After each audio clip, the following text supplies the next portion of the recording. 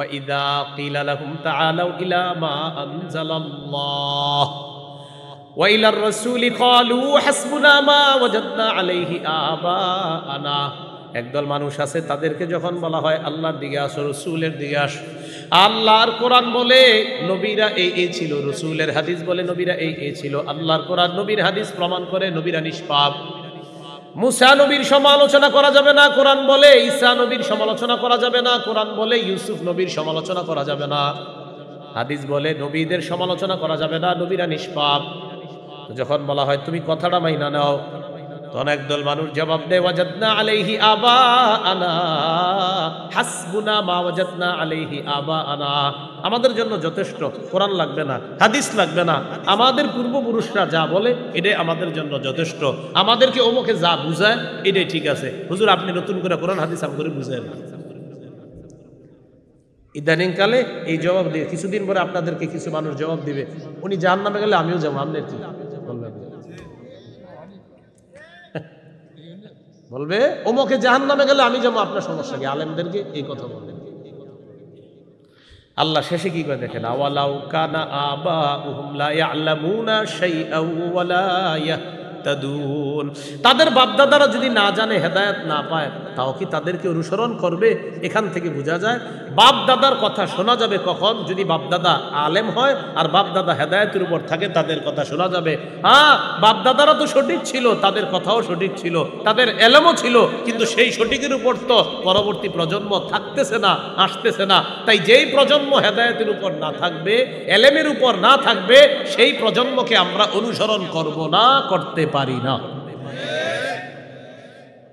আল্লাহুম্মা সাল্লি আলা মুহাম্মাদি ওয়া আলা আলি মুহাম্মাদ কামা সাল্লাইতা আলা ইব্রাহিম ওয়া আলা আলি ইব্রাহিম ইন্নাকা হামিদুম মাজিদ। আল্লাহুম্মা বারিক আলা মুহাম্মাদি ওয়া আলা আলি মুহাম্মাদ কামা বারাকতা আলা ইব্রাহিম ওয়া আলা আলি ইব্রাহিম ইন্নাকা হামিদুম মাজিদ।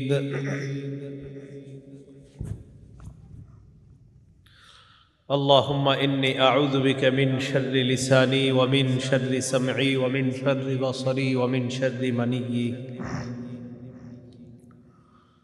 বোয়ালজান তালিমুল কোরআন হাফিজিয়া নুরানি মাদ্রাসা ও বাইতুন নূর জামে মসজিদ বোয়ালজান জাঙ্গালিয়া দেলদুয়া টাঙ্গাইলের উদ্যোগে আয়োজিত হাফেজ ছাত্রদের পাগড়ি প্রদান উপলক্ষে 10ম বার্ষিক ওয়াজ মাহফিলের সম্মানিত সভাপতি রাহবারে মিল্লাত আলহাজ হজরত মাওলানা আব্দুল আজিজ দামাত বরকাতুহুমুল আলিয়া মুহতামিম জামিয়া ইসলামিয়া আশরাফুল উলুম ধুলেরচর মাদ্রাসা টাঙ্গাইল, প্রধান মেহমান গুরুত্বপূর্ণ আলোচনা পেশ করবেন বাদেশা হজরত মাওলানা মুফতি আব্দুল বাতেন কাসিমি দামাত বরকাতুহুমুল আলিয়া শেখুল হাদিস জামিয়া আরাবিয়া খাদেমুল ইসলাম মাদ্রাসা মিরপুর ঢাকা।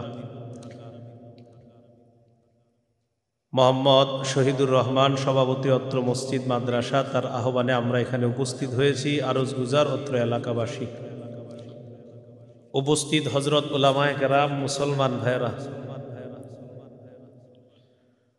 আল্লাহ তাআলার দরবারে শুকরিয়া আদায় করছি, আল্লাহ আমাদেরকে এই মাহফিলে উপস্থিত হওয়ার তৌফিক দান করেছেন, বলি আলহামদুলিল্লাহ।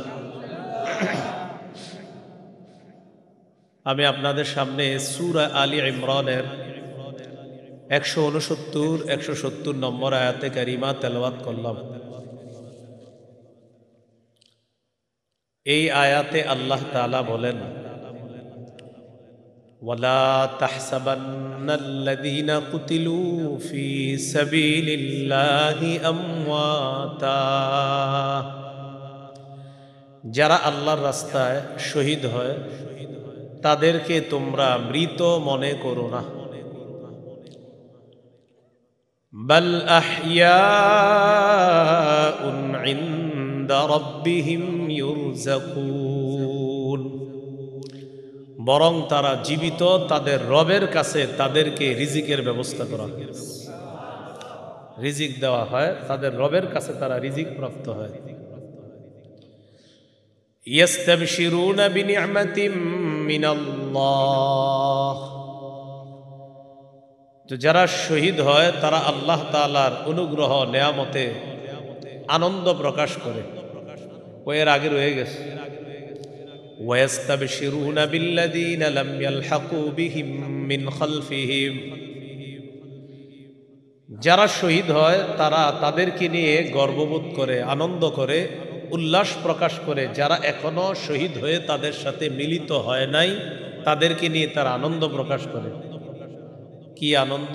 আল্লাহ খাউফুন আলাইহিম ওয়ালা হুম ইয়াহজানুন, তারা আনন্দ করে এই জন্য যে আমরা শহীদ হওয়ার পরে বুঝতে পারলাম আমাদের কোনো ভয় নাই, আমাদের কোনো চিন্তা নাই। আমাদের যেই ভাইয়ারা এখনো শহীদ হয় না, তারা যখন শহীদ হবে তাদেরও কোনো ভয় নাই, তাদেরও কোনো চিন্তা নেই।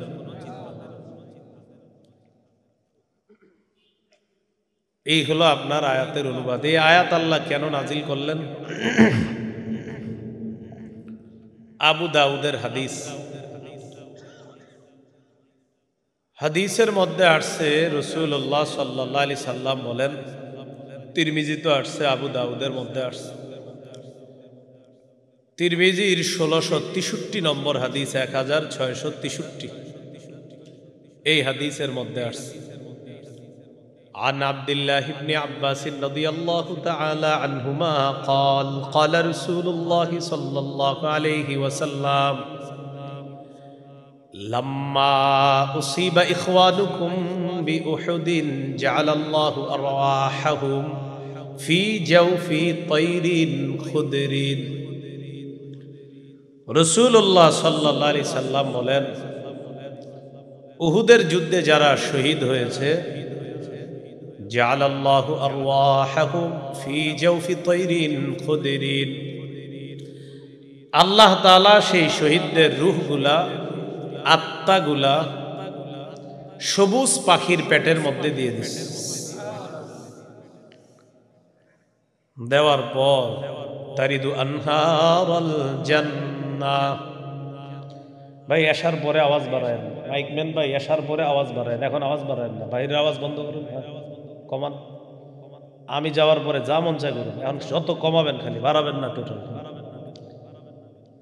বাড়াবেন না, যত পারেন কমাবেন, কিন্তু বাড়ানো কোনো সুযোগ নাই। যত পারেন প্রয়োজনে মাইক সব বন্ধ করে দেবেন, কিন্তু বাড়াবেন না। আমার এক বদ অভ্যাস, সবার চাহাত হলো মাইক বাড়ান, আমার হলো আরো কমান। কেন যে এরকম হইলাম আল্লাহ জানে। রাসূলুল্লাহ সাল্লাল্লাহু আলাইহি সাল্লাম বলেন, উহুদের যুদ্ধে যারা শহীদ হয়েছে, জাআলাল্লাহু আরওয়াহাহুম ফি জাওফি তাইরিন খুদরিন, আল্লাহ তাআলা তাদের আত্মাগুলা সবুজ পাখির পেটের মধ্যে দিয়ে দিয়েছে। তারিদু আনহারাল জান্নাহ, এই পাখিগুলা জান্নাতের ঝর্ণাসমূহের উপরে তারা অতিক্রম করে, ঝর্ণার কাছে তারা যায়, এগুলার আশেপাশে তারা উঠতে থাকে। আর কি করে? ওয়াতাকুলু মিন সিমারিহা, জান্নাতের ফলমূল খাইতে থাকে। ওয়াতাওয়ি ইলা কানাদিলা মিন যাহাবিন মুআল্লাকাতিন ফি জিল্লিল আরশ, আল্লাহর আরশের ছায়ার মধ্যে স্বর্ণের কিছু ফানুস আছে, সেখানে গিয়ে তারা আশ্রয় নেয়। এই পাখিগুলো আশ্রয় নেওয়ার পর নবীজি বলেন, ফালাম্মা ওয়াজাদু তিবা মাকালিহিম ওয়া মাশরাবিহিম ওয়া মাকিলিহিম, শহীদরা যখন সুন্দর খাবার পায়, উত্তম খাবার পায়, উত্তম পানীয় পায়, এবং তারা তাদের মনোভূত বাসস্থান যখন পায়, পাওয়ার পরে তারা বলে, মাইয়ুবাল্লিগু আন্না ইখওয়ানানা, আমরা কত নিয়ামতের মধ্যে আছি, কে আছে আমাদের এই সংবাদগুলা দুনিয়ায় আমাদের যেই ভাইয়ারা আছে তাদের কাছে যদি পৌঁছায় দিতে পারতো। শহীদরা বলে আমাদের ভাইদের কাছে যদি এগুলা পৌঁছায় দিতে পারতো কেউ, যে আমরা কত আনন্দে আছি।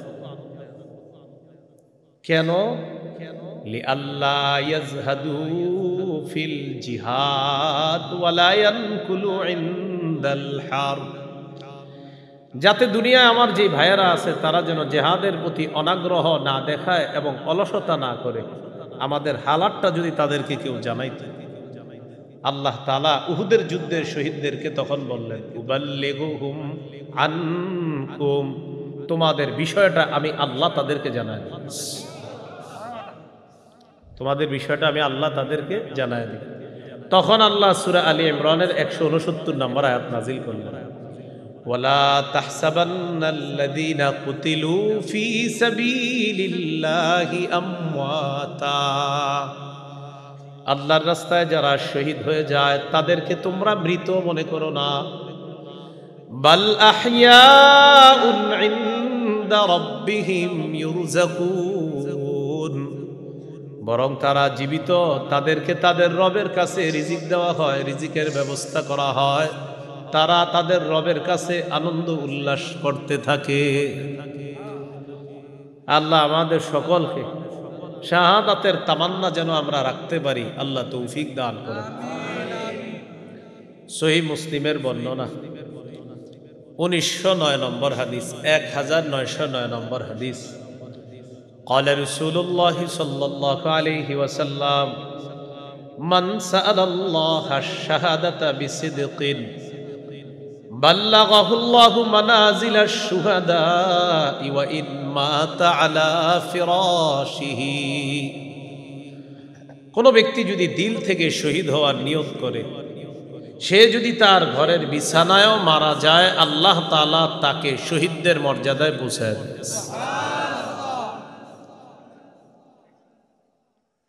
রাসূলুল্লাহ সাল্লাল্লাহু আলাইহি সাল্লামের কি আগ্রহ, কি তামান্না। সহিহ বুখারীর বর্ণনা 2797 নম্বর হাদিস। এই হাদিসের মধ্যে নবী বলেন, ওয়াল্লাযী নাফসি বিয়াদি, নবীজি বলেন আল্লাহর কসম, লাওয়াদিতু আন্নী উকতালু ফি সাবিলিল্লাহ সুম্মা উহইয়া সুম্মা উকতাল সুম্মা উহইয়া সুম্মা উকতাল সুম্মা উহইয়া। নবীজি বলেন আল্লাহর কসম, আমার মন চায় আমি আল্লাহর রাস্তায় শহীদ হই, আবার আমি জিন্দা হই, আবার শহীদ হই, আবার আমাকে জিন্দা করা হোক, আবার আমাকে শহীদ করা হোক। এইভাবে আমাকে যতবার শহীদ করা হয়, আমার মন চায় আমি আবার জিন্দা হব, আবার আল্লাহর রাস্তায় আমি শহীদ হব। এটা রাসূলুল্লাহ সাল্লাল্লাহু আলাইহি সাল্লামের তামান্না, এটা নবীর ইচ্ছা। তিরমিজির বর্ণনা 1661 নম্বর হাদিস, 1661। এই হাদিসের মধ্যে আসছে, قال رسول الله صلى الله عليه وسلم ما من أحد من أهل الجنة يسره أن يرجع إلى الدنيا غير الشهيد فإنه يحب أن يرجع إلى الدنيا يقول حتى أقتل 10 مرات مما يرى مما أعطاه الله من الكرامة। নবীজি বলেন, যারা জান্নাতের মধ্যে থাকবে তারা কখনো দুনিয়াতে আসতে চাইবে না, তবে শহীদরা দুনিয়াতে আসতে চাইবে। কারা? আর কেউ চাইবে না, অন্য জান্নাতীরা না, শহীদরা চাইবে। কেন শহীদরা চাইবে? নবীজি বলেন, শহীদদেরকে আল্লাহ এমন পুরস্কার দান করছে, যে পুরস্কার দেখার পর তাদের তামান্না হলো, আমি যদি আবার শহীদ হই, আবার তো এই পুরস্কার পাবো, আবার শহীদ হলে আবার পাবো, আবার শহীদ হলে আবার পাবো। তাই আমার মন চায় আমাকে আবার দুনিয়ার মধ্যে নেওয়া হোক। হাত্তা উকতালা 10 মাররাত, আমাকে যদি 10 বার শহীদ করা হতো আমি কত সৌভাগ্যবান হতাম। নবী বলেন, প্রত্যেকটা শহীদ এই কামনা করবে, আমাকে দুনিয়াতে পাঠানো হোক, আমি শহীদ হব। 10 বারও যদি শহীদ করা হয়, আল্লাহ যে মর্যাদা রাখছে, এই মর্যাদার জন্য আমাকে আবার দুনিয়াতে নেওয়া হোক, এটা শহীদরা চাইবে, তারা কামনা করবে। আল্লাহ তাআলা আমাদেরকে কথাগুলা বুঝার তৌফিক দান করেন। শহীদ হইতে হইলে কই যাইতে হয়? জিহাদের ময়দানে। বলেন কোথায়? ময়দানে। আগে কিছুক্ষণ পড়াশোনা করি আমরা, পরে আয়াতটা বলি। বলেন ক্রেতা বিক্রেতা, দ্রব্য মূল্য, বাজার, ক্রয় বিক্রয়ের জন্য এগুলোই তো লাগে। ক্রেতা বিক্রেতা, দ্রব্য মূল্য, বাজার। সামনে আমি আপনার কাছ থেকে এটা কিনলাম, এটা নেন, আমার দেন। হ্যাঁ, আমি এলাম ক্রেতা, এ হলো বিক্রেতা, এটা হলো দ্রব্য, টাকাটা দিব, এটা হলো মূল্য। আর কিনছি বাজারে গিয়ে, ঠিক আছে না? বলেন ক্রেতা আল্লাহ, বিক্রেতা মুমিনগণ, দ্রব্য জানমাল, মূল্য আল্লাহর দেওয়া জান্নাত। ক্রেতাকে, বিক্রেতা, দ্রব্য জানমাল, জানমাল দ্রব্য, মূল্য আল্লাহর জান্নাত। বাজার কোনটা? বাজার হলো জিহাদের ময়দান। সুবহানাল্লাহ। সূরা তাওবার 111 নম্বর আয়াতে আল্লাহ বলেন, ইন্নাল্লাহা আশতারা মিনাল মুমিনিনা আনফুসাহুম ওয়া আমওয়ালাহুম বিআন্না লাহুমুল জান্নাহ। আল্লাহ তাআলা বলেন, ইন্নাল্লাহা আশতারা, নিশ্চয়ই আল্লাহ ক্রয় করে নিয়েছেন। আল্লাহ হলেন ক্রেতা। মিনাল মুমিনিনা, মুমিনদের থেকে ক্রয় করে নিয়েছেন। মুমিনরা হলো বিক্রেতা। আনফুসাহুম ওয়া আমওয়ালাহুম, তাদের জানমাল, জানমাল হলো দ্রব্য। বিআন্না লাহুমুল জান্নাহ, মূল্য হলো আল্লাহর দেওয়া জান্নাত। ইউকাতিলুনা ফি সাবিলিল্লাহ, বাজার হলো জিহাদের ময়দান। তারা আল্লাহর রাস্তায় লড়াই করবে। ফায়াকতুলুনা ওয়া ইউকতালুন, নিজেরা কাফেরদেরকে হত্যা করবে, জাহান্নামে পাঠাবে, অথবা ইউকতালুন, তাদেরকে শহীদ করা হবে, আর তারা আমি আল্লাহর জান্নাতের মেহমান হবে। এই পাঁচটা কথা মনে থাকবে। ক্রেতাকে, বিক্রেতা, দ্রব্য মূল্য, জান্নাত, বাজার জিহাদের ময়দান। সূরা হুজুরাতের 15 নম্বর আয়াতে আল্লাহ বলেন, ইন্নামাল মুমিনুনা আল্লাযীনা আমানু বিল্লাহি ওয়া রাসূলিহি সুম্মা লাম ইয়ারতাবু ওয়া জাহাদু বিআমওয়ালিহিম ওয়া আনফুসিহিম ফি সাবিলিল্লাহ। আল্লাহ তাআলা বলেন, প্রকৃত ঈমানদার হলো তারা যারা আল্লাহকে বিশ্বাস করে, রাসূলকে বিশ্বাস করে, যারা সামান্য সন্দেহ করে না। ওয়াজাহাদু বিআমওয়ালিহিম ওয়া আনফুসিহিম ফি সাবিলিল্লাহ, যারা জানমাল নিয়ে আল্লাহর রাস্তায় লড়াই করে। আল্লাহ তাআলা বলেন, উলাইকা হুমুস সাদিকুন, আমি আল্লাহ তাদেরকে কোরআনে খাঁটি সত্যবাদী বলে ঘোষণা করলাম। তাহলে আল্লাহকে বিশ্বাস করা, রসুলকে বিশ্বাস করা, জানমাল নিয়ে আল্লাহর রাস্তায় লড়াই করা, এই 3 গুণ সার্বক্ষণিক থাকতে হবে আমার আপনার, একদম সার্বক্ষণিক। এই যে এখন বসে রয়েছি, এই আমাদের মাঝে এটা থাকতে হবে। প্রশ্ন হলো, হুজুর তাহলে আমরা জিহাদে যাব কখন? বাংলাদেশের বিজ্ঞ মুফতি সাহেবরা ফতুয়া দিলে জিহাদে যাবেন, কিন্তু জিহাদের মানসিকতা সারাক্ষণ রাখতে হবে ভিতরে। সবাই বলেন, না রাখলে কি হবে? বলেন সবাই। আবার প্রশ্ন করেন আমারে, আরো জোরে। নবীজি বলতেছে কি হবে? সহিহ মুসলিমের বর্ণনা, 1910 নম্বর হাদিস, 1910, মাদ্রাসা পাঠ্যপুস্তক অনুসারে মোট হাদিস সংখ্যা হবে 3033টা। قال رسول الله صلى الله عليه وسلم من مات ولم يغزو ولم يحدث به نفسه مات على شعبة من النفاق। নবীজি বলেন, কোন মুসলমান যদি এমন অবস্থায় মারা যায়, সে জিহাদ করে নাই অথবা জিহাদের সংকল্প রাখে নাই, জিহাদের নিয়ত রাখে নাই, আল্লাহ নবী বলেন সে মুনাফিকি মৃত্যুবরণ করবে। নাউজুবিল্লাহ। মুসলমানের সার্বক্ষণিক তিনটা বিষয় থাকতে হবে: আল্লাহকে খাঁটিভাবে বিশ্বাস, রসুলকে খাঁটিভাবে বিশ্বাস, যে কোনো সময় ডাক আসলে জিহাদ। এই তিনটা থাকতে হবে, এই তিনটা থাকতে হবে। আচ্ছা, আমরা আজানের জবাবটা দিই। মহল্লায় একটা আজানের জবাব দিলে মাসালা আদায় হয়ে যাবে। একটা জবাব দিয়ে দেন। আল্লাহু আকবার, আল্লাহু আকবার।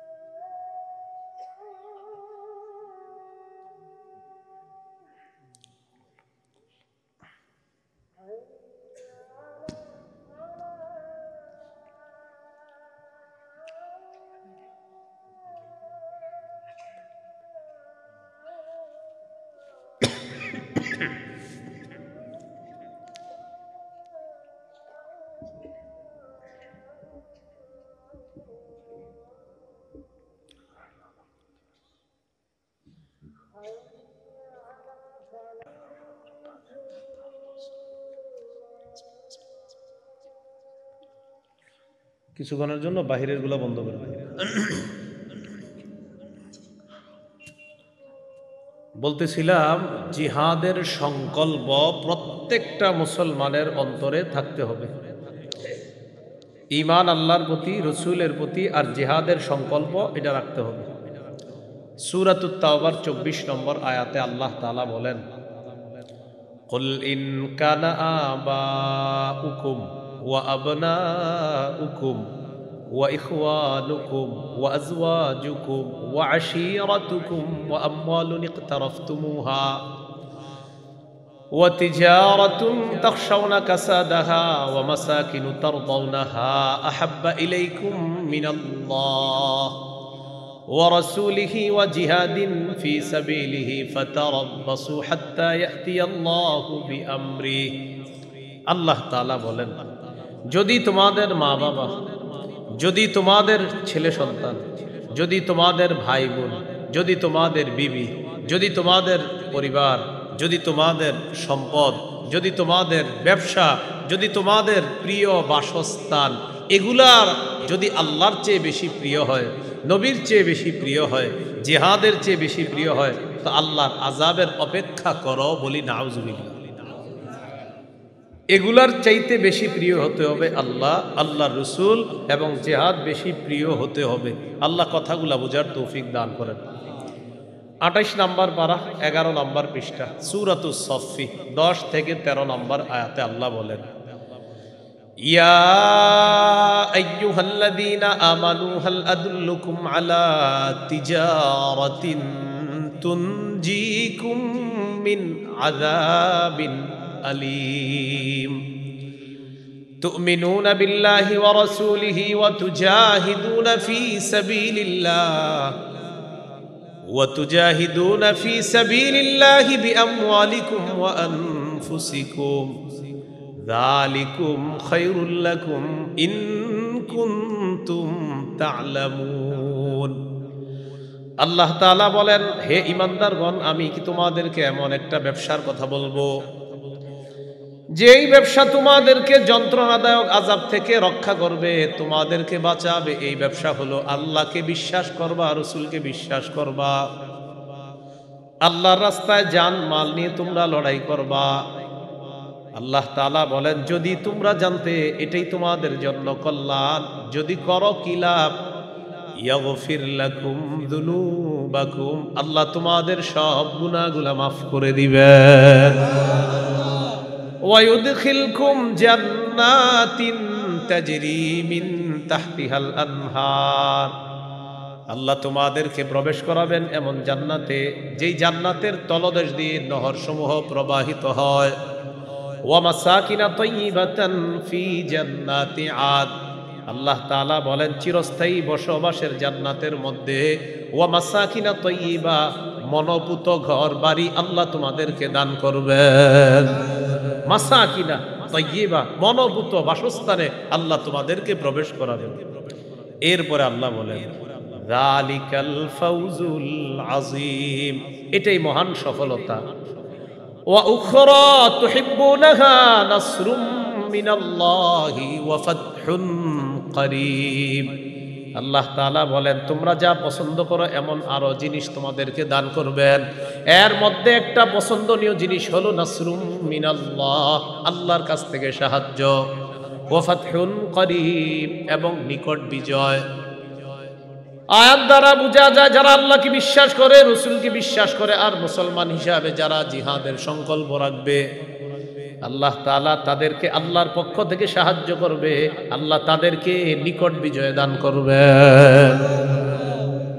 শেষে বলে, ওয়াবাশশিরিল মুমিনিন, নবী আপনি বিশ্বাসী মুমিন যারা তাদেরকে সুসংবাদ জানায়া দেন। আয়াত থেকে আমরা শিখলাম ব্যবসা যেটা আমাদেরকে আযাব থেকে রক্ষা করবে, আল্লাহকে বিশ্বাস করা, রাসূলকে বিশ্বাস করা, আল্লাহর রাস্তায় জিহাদ করা। আল্লাহ আমাদেরকে এই কথাগুলা মনে রাখার তৌফিক দান করেন। قال رسول الله صلى الله عليه وسلم عليكم بالجهاد في سبيل الله فإنه باب من أبواب الجنة। নবীজি বলেন তোমরা আল্লাহর রাস্তায় জিহাদ করা আবশ্যক করে নাও, নিজেদের উপর অবধারিত করে নাও। মনে রাখবা জিহাদ হলো জান্নাতের দরজা সমূহের মধ্যে একটা দরজা। قال رسول الله صلى الله عليه وسلم من قاتل في سبيل الله فواق ناقة وجبت له الجنة। নবীজি বলেন কেউ যদি উটের দুধ দুইবার পান করে, দুইবার উটের দুধ পান করতে, এই দুইবার যে আপনি পান করলেন, একবার পান করলেন আবার আপনি পান করলেন, এই দুইবার পান করার মাঝে যে সময়টা, নবী বলেন এতটুকু সময় যদি কেউ আল্লাহর রাস্তায় লড়াই করে জিহাদ করে, আল্লাহ তাআলা তার জন্য জান্নাত ওয়াজিব করে দেন।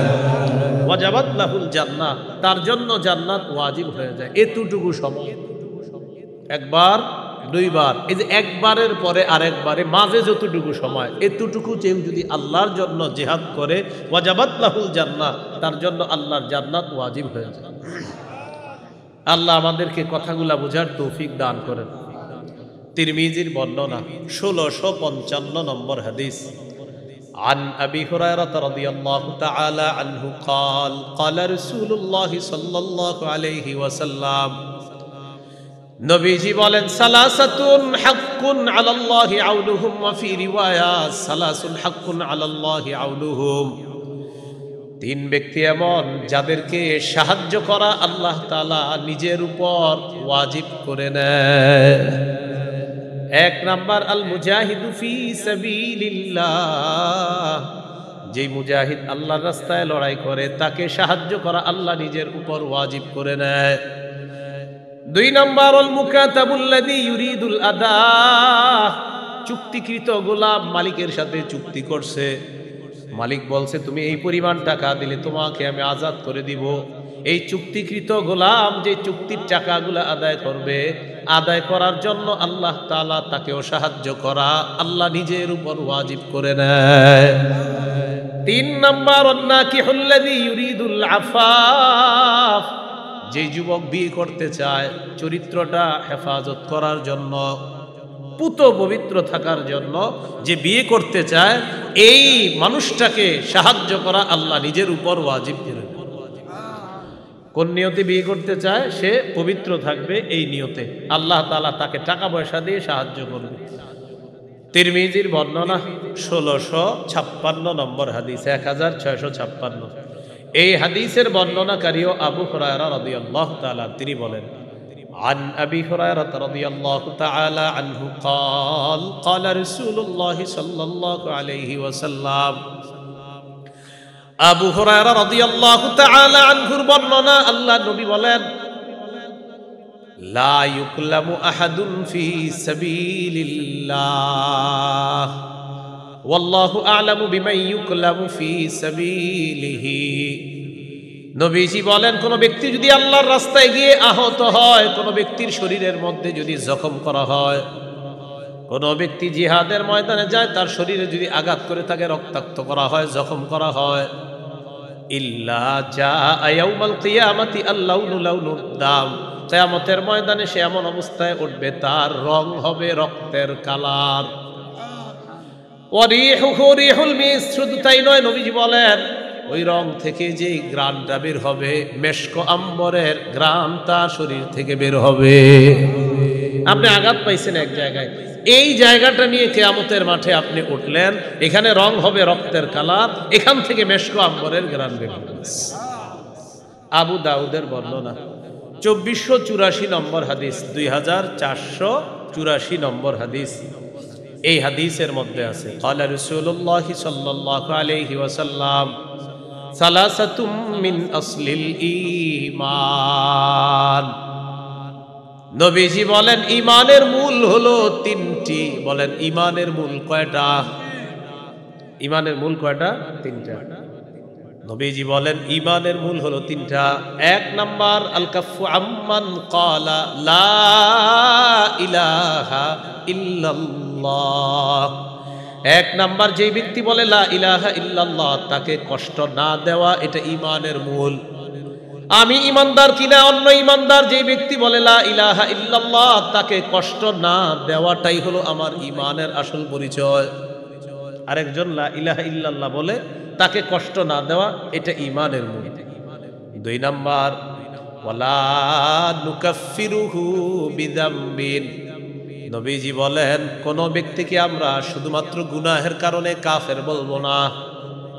ওয়ালা নুখরিজুহু মিনাল ইসলামি বিআমালিন, আল্লাহ নবী বলেন কোন ব্যক্তির আমল দেখা তাকে আমরা ইসলাম থেকে বের করে দিব না।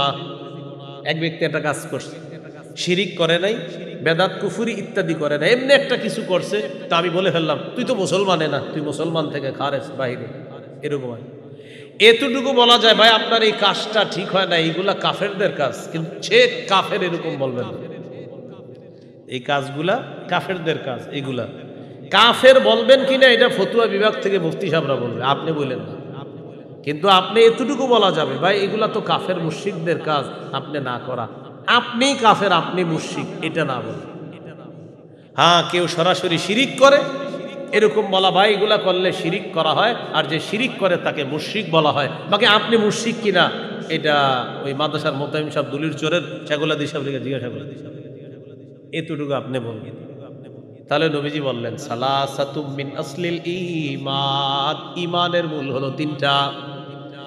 1 নাম্বার আল কাফু আম্মান ক্বালা লা ইলাহা ইল্লাল্লাহ, যে ব্যক্তি বলে লা ইলাহা ইল্লাল্লাহ তাকে কোনো কষ্ট না দেওয়া, এটা ঈমানের মূল। 2 নাম্বার ওয়ালা নুকাফিরুহু বিযামবিন, গুনাহের কারণে কোনো মুসলমানকে আমরা কাফের বলবো না। ওয়ালা নুখরিজুহু মিনাল ইসলামি বিআমালিন, কোনো কাজের কারণে তাকে আমরা ইসলাম থেকে বের করে দিব না। এরপর আল্লাহ নবী বলেন, আল জিহাদু মাযিন মুনযু বাসিয়ানি আল্লাহ ইলা আইয়ুকাতিলা আখিরু উম্মতি আদ-দাজ্জাল। নবীজি বলেন, আল্লাহ তাআলা যেদিন থেকে আমাকে নবী বানিয়েছেন সেদিন থেকে জিহাদের বিধান চালু থাকবে, কিয়ামত পর্যন্ত চালু থাকবে। এমনকি আমার উম্মতের সর্বশেষ দলটা দাজ্জালের বিরুদ্ধে লড়াই করবে, আল্লাহ তাআলা তাদেরকে বিজয় দান করবেন। তাদেরকে আল্লাহ কি দান করবেন? বিজয় দান করবেন। এটা নবীজি বলে দিলেন। আবু দাউদের 2504 নম্বর হাদিস যেটা বললাম, আর 2484 নম্বর হাদিস যেটা ওই হাদিসের মধ্যে আছে। قال رسول الله صلى الله عليه وسلم لا تزال طائفة من أمتي يقاتلون على الحق ظاهرين على من ناوأهم। নবীজি বলেন, আমার উম্মতের একটা দল সদা সর্বদা সত্যের পক্ষে লড়াই করবে, ন্যায়ের পক্ষে লড়াই করবে। যাহিরিনা আলা মান নাওয়াহুম, যারা তাদের বিরুদ্ধে লড়াই করতে আসবে, নবী বলেন তারা তাদের শত্রুদেরকে পরাজিত করে দিবে। এইভাবে চলতে থাকবে এমনকি হাত্তা ইউকাতিলা আখির উম্মতি আদ-দাজ্জাল।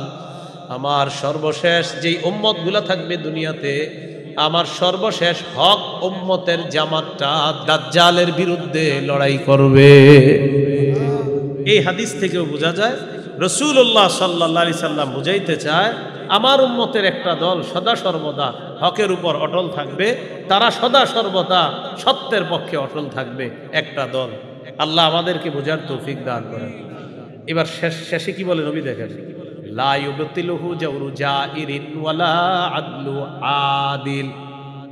কিয়ামত পর্যন্ত জিহাদের বিধান চালু থাকবে, কোন জালেমের জুলুম জিহাদের বিধানকে বাতিল করতে পারবে না। ওয়ালা আদলু আদিলিন, কোন বিচারক জিহাদের বিধানকে আইনের মাধ্যমে এটা বাতিল করতে পারবে না। কোন দেশের বিচারপতি যদি বলে এদেশে জিহাদ করা নিষিদ্ধ, আল্লাহ নবী কয় বললেই হবে নাকি? ও বললেও নিষিদ্ধ হবে না। নবীজি বললেন কোন বিচারকের বিচার জিহাদকে নিষিদ্ধ করতে পারবে না। তাহলে এটা কিয়ামত পর্যন্ত থাকবে। তো আমাদের এমন এক পোড়া কপাল, আমরা সব জিনিসের ব্যাখ্যা খুঁজি না। নামাজ মাশাআল্লাহ হুজুর ওয়াজ সুন্দর হইতেছে, রোজা হুজুর ওয়াজ সুন্দর হইতেছে, হজ মাশাআল্লাহ খুব সুন্দর ওয়াজ, যাকাত সুন্দর ওয়াজ, জিহাদ হুজুর একটু ব্যাখ্যা সাপেক্ষে বিষয়। কি সাপেক্ষে? মানে জিহাদের যত ব্যাখ্যা করে মানে বোঝানো যায় যে জিহাদ করা লাগবে না, মানে ব্যাখ্যার ফলাফল হলো জিহাদ করতে হবে না। এটা অনেকে মানে যত সব ব্যাখ্যা বিশ্লেষণ আইসা জিহাদ শব্দের মধ্যে শুরু হয়। নামাজ শব্দে, সালাত শব্দে এত ব্যাখ্যা পাবেন না। এইখানে আসলে দেখবেন আমার মতে অনেকে এরকম ব্যাখ্যা সাপেক্ষে বুঝাবে যে এটা কেমনে না কইরা থাকবে। আল্লাহ আমাদেরকে বুঝার তৌফিক দান করেন। সহিহ বুখারীর বর্ণনা 3123 নম্বর হাদিস, 3123 না 3123। عن أبي هريرة رضي الله تعالى عنه قال قال رسول الله صلى الله عليه وسلم নবীজি বলেন, তাকাফফালাল্লাহু লিমান জাহাদা ফি সাবিলিল্লাহ লা ইউখরিজুহু ইল্লাল জিহাদু ফি সাবিলিহি ওয়া তাসদীকু কালিমাতি বিআইয়ুদখিলাহুল জান্নাহ আও ইয়ারজি'হু ফি মাসকানিহি আল্লাযী খারাজা মিনহু মা নালা মিন আজরিন আও গনিমা। রাসূলুল্লাহ সাল্লাল্লাহু আলাইহি সাল্লাম বলেন, যে ব্যক্তি জিহাদের বের হয়, আল্লাহর রাস্তায় জিহাদ করে, আর শুধুমাত্র জিহাদের নিয়তেই যদি সে বের হয় এবং আল্লাহর কথাগুলো বিশ্বাস করে যদি সে বের হয়, আল্লাহ তার ব্যাপারে দুইটা দায়িত্ব নিয়ে নেয়। এই দুইটার মধ্যে যে কোনো একটা আল্লাহ তাআলা তাকে করেন, সেটা হলো এক নাম্বার বিআইয়ুদখিলাহুল জান্নাহ, আল্লাহ দায়িত্ব নিয়ে নেয় তাকে জান্নাতে পৌঁছায় দেয়। আর যদি লোকটা শহীদ না হয়, নবীজি বলেন আও ইয়ারজিআহু ফি মাসকানিহি আল্লাযী খারাজা মিনহু মা নালা মিন আজরিন আও গনিমা, অথবা যদি লোকটা শহীদ না হয়ে গাজী হয়ে যায়, আল্লাহ তাআলা অসংখ্য অগণিত গনিমতের মাল সম্পদ দিয়ে তাকে তার ঘরের মধ্যে আল্লাহ ফিরায়া দেয়। তাহলে জিহাদ করলে আল্লাহ দায়িত্ব নেয় তাকে জান্নাতে পৌঁছানোর, অথবা তার বাসস্থানে তাকে পৌঁছায়া দিবে। আল্লাহ কথাগুলা বুঝার তৌফিক দান করেন। সহিহ মুসলিমের বর্ণনা 1878 নম্বর হাদিস, ক্বালা রাসূলুল্লাহ সাল্লাল্লাহু আলাইহি ওয়াসাল্লাম মাসালুল মুজাহিদি ফি সাবিলিল্লাহ কামাসালিস সাইমিল কাইমিল কানিতি বিআয়াতিল্লাহি লা ইফতিরু মিন সিয়ামিন ওয়ালা সালাহ হাত্তা ইয়ারজিআল মুজাহিদু ফি সাবিলিল্লাহ।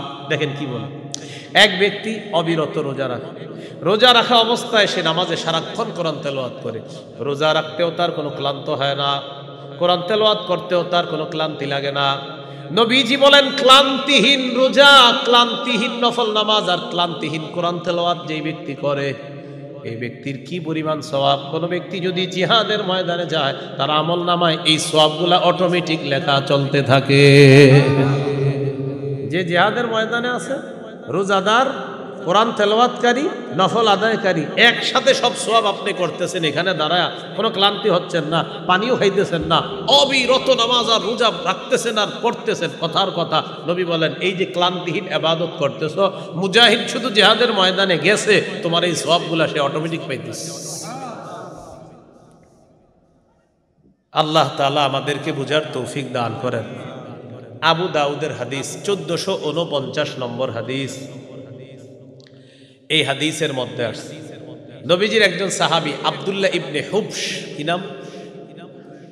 হুবশ মানে পুরা নামটা আব্দুল্লাহ ইবনে হুবশিয়িল খাসআমি, পুরা নাম। আচ্ছা, যাই হোক, একটা নাম আর কি, ঠিক আছে, একজন সাহাবীর নাম। যারা সাধারণ আছেন আপনাদের কাছে একজন সাহাবীর নাম, পুরাটা একটু কঠিন আর কি। এই সাহাবী নবীজি সাল্লাল্লাহু আলাইহি সাল্লামকে প্রশ্ন করলেন, عن عبد الله بن حبشي الخثعمي رضي الله تعالى عنه أن النبي صلى الله عليه وسلم سئل أي الأعمال أفضل يا رسول الله يا رسول الله কোন আমলটা আল্লাহর কাছে সবচাইতে শ্রেষ্ঠ মহামর্যাদাপূর্ণ আমল আপনার কাছে জানতে চাই। নবীজি বললেন তুলুল কিয়াম, লম্বা সময় নামাজের মধ্যে দাঁড়িয়ে থাকা, এটা আল্লাহর কাছে সবচেয়ে পছন্দের আমল।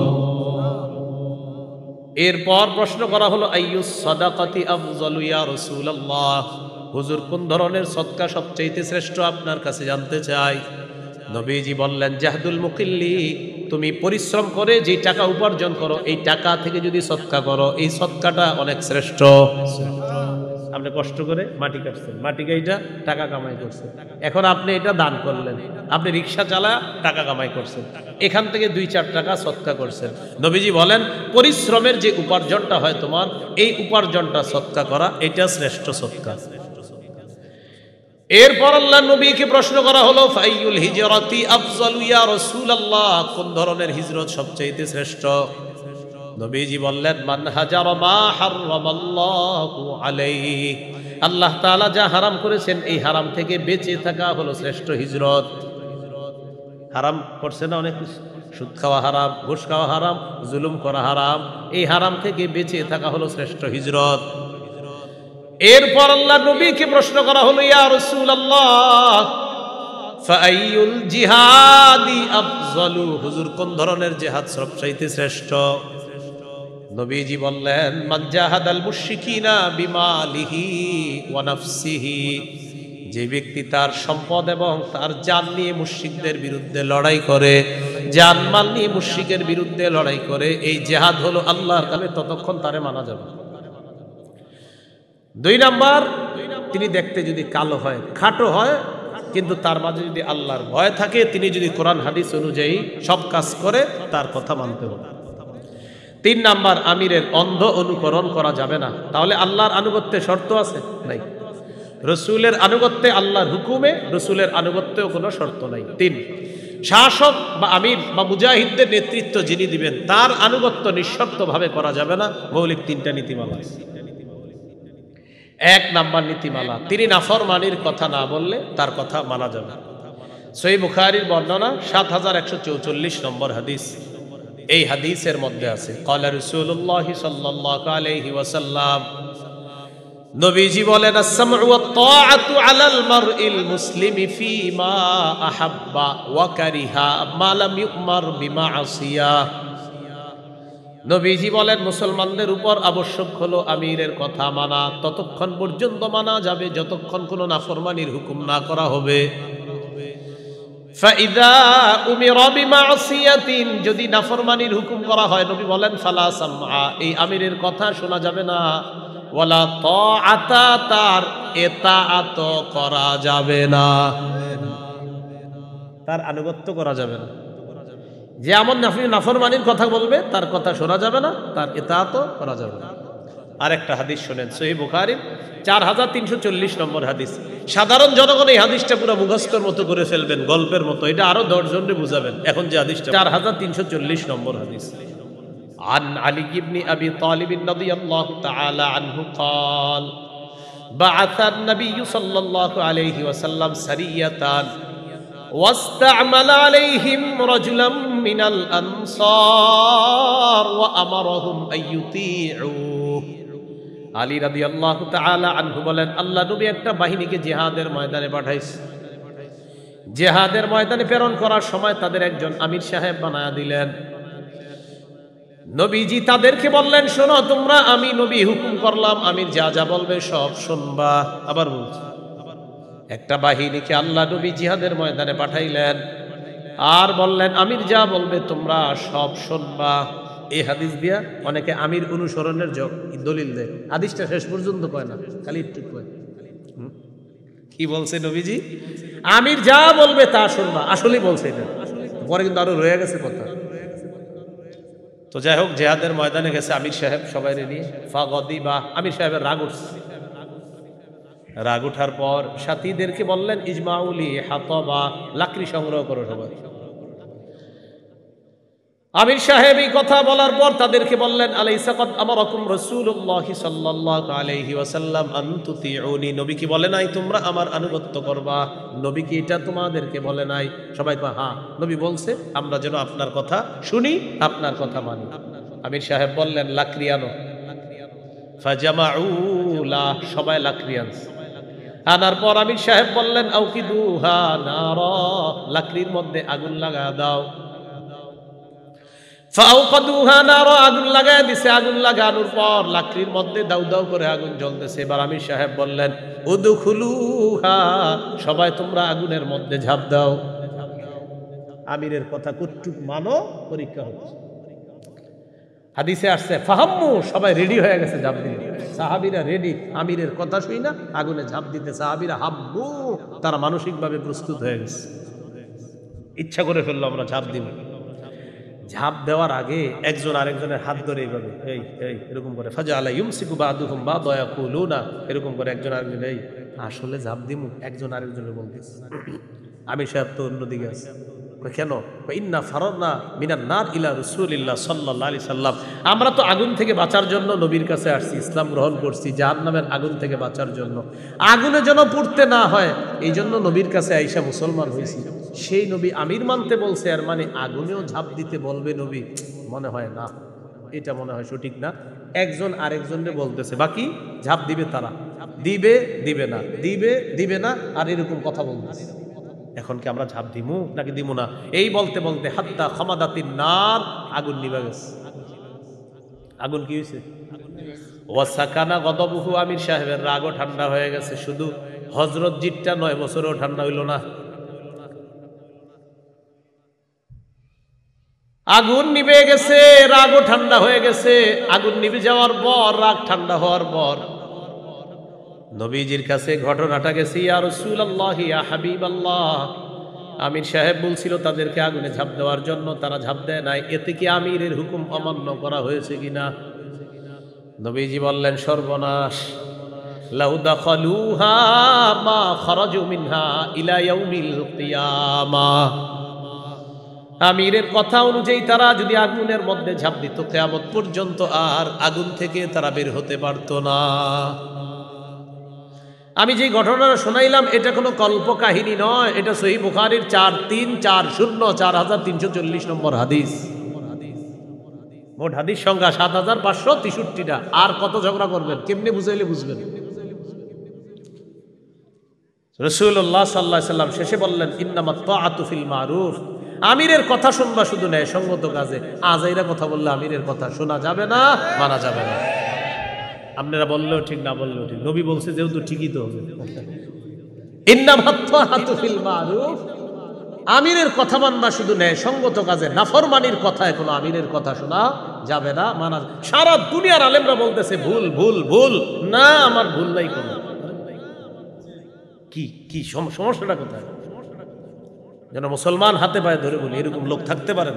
ফিরে আসেন, ফিরে আসেন, ফিরে আসেন। সত্যি বলছি, আখিরাতের ভালোর জন্য বলছি। আপনি ফিরে আসলে আমাদের যে অনেক লাভ হয়ে যাবে, বিষয়টা এমন না। ফিরে আসেন।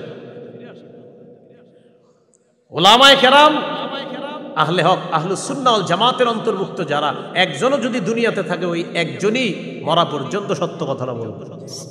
মনে করেন সবাইরে মাইরা ফেলছেন, একজন আছে, ওই একজনও সত্য বলতে বলতে তারেও মেরে ফেলতে হবে।